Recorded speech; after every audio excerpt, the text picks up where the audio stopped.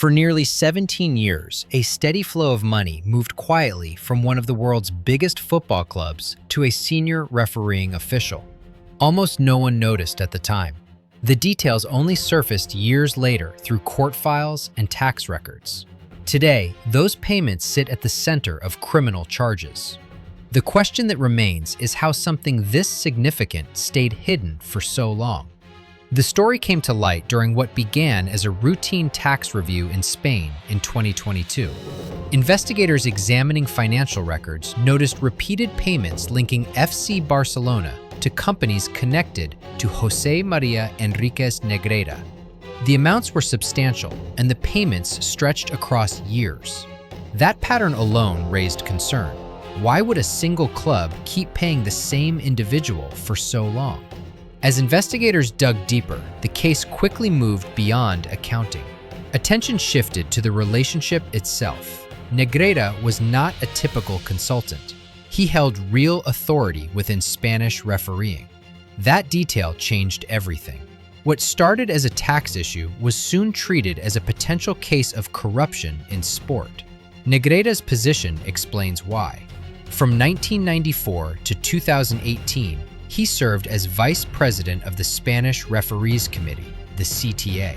This role placed him inside the system that evaluated referees, assessed performances, and influenced promotions. It was not ceremonial. It carried real power.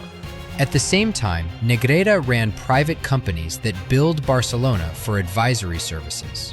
Prosecutors flagged this overlap as a serious conflict of interest.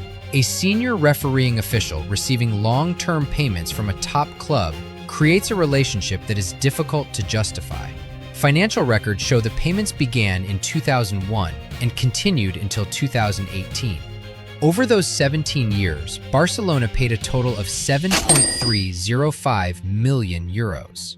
The money was routed through Negreira's company, DAS NIL 95SL, rather than paid directly to him. This structure raised further questions about transparency. The payment structure also mattered. Transfers were made monthly or quarterly, with no short-term contracts or one-off fees. Prosecutors argued that this consistency suggested an ongoing arrangement rather than independent consultancy work. Court documents detail the final years of the relationship. In 2016, payments totaled 532,728 euros. In 2017, they increased to 541,752 euros. In 2018, they reached 528,446 euros before the arrangement ended. Each invoice described the work as technical advisory services, often referencing verbal reports on referees. Investigators found no written reports, summaries, or supporting documents of any kind. That absence became central to the case. Some invoices claimed to cover technical reports on players in lower divisions. Prosecutors confirmed that no such reports existed. There were no emails, files, or internal documents. The work described on paper could not be verified. From there, prosecutors outlined what they believed the payments were actually for. According to their case, Barcelona was not paying for ordinary consultancy, but for neutral treatment from referees. The goal, they argue, was to ensure officials would not make decisions against the club. This claim does not require proof of match fixing, only intent. Court filings also reference allegations of advance information about referee appointments and possible influence over referee promotion. Prosecutors argue that Barcelona gained insight into referee tendencies. These points form the foundation of the corruption charges. Instead of written reports, investigators found that much of the work involved video analysis. These videos were produced by Javier Enríquez Negreira, the son of José María Enríquez Negreira. They focused on referee positioning, decision-making patterns, and how specific officials called fouls. The recordings were delivered directly to Barcelona's coaching staff. Meetings reportedly took place before high-profile matches. Payments for this work followed the same structure as earlier transfers. Prosecutors say this continuity supports the claim that the video analysis was part of the same long-running arrangement. Negreira's own statements added to the controversy. During questioning, he said his role was to ensure referees did not act against Barcelona. At the same time, he denied influencing individual matches or specific decisions. He described his work as protecting the club from bias rather than securing favoritism. Even without proof of fixed games, these remarks raised serious concerns.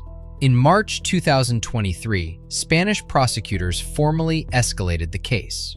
Charges were filed for corruption in sport, unfair administration, and false documentation. FC Barcelona was charged as an institution alongside José María Enríquez Negreira and his son Javier. The investigation also reached Barcelona's leadership. Former presidents Josep Maria Bartomeu and Sandro Rosell were charged, along with former chief executive Oscar Grau. Prosecutors are examining who authorized the payments and why they continued for so long. Barcelona denies wrongdoing. The club maintains that the payments were for legitimate technical analysis. Officials argue that studying referee behavior is common in professional football. The club denies match fixing or direct influence. Barcelona points to penalties and red cards received during the same period as evidence that no guaranteed advantage existed. 17 years, millions of euros, a senior refereeing authority. The lack of verifiable consultancy work remains central to the prosecution's argument. Legally, the focus is on intent rather than outcomes. The question is whether fairness itself was compromised. Several questions remain unresolved. Courts must decide whether the payments meet Spain's legal definition of corruption. Judges will also consider whether neutrality can be treated as something that can be purchased. Responsibility, both individual and institutional, will be key. As the case continues, its outcome could reshape how football governance and referee relationships are viewed for years to come. Now it is your turn. Do you think this crossed a line, or do you see it differently? Share your thoughts in the comments. For more clear, fact-based breakdowns like this, subscribe to Enigma Path.